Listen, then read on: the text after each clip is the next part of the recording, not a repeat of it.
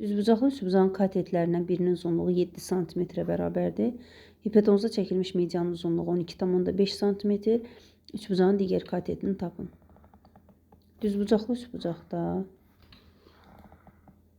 katetin birini A, birini B, hipotenuzu S ilə işarə etsək, katetlərdən biri 7-dirsə, tutalım A katetini 7 götürək. Hipotenuza çəkilən median hipotenuzun yarısına bərabər olduğu üçün, yəni bu üçü də bərabərdir. Və əgər median 12,5-dirsə, deməli S bərabərdir 2 vurulsun 12,5, yəni 25 cm alarıq. Deməli hipotenuz 25 cm-dir, katetlərdən biri 7 cm-dir.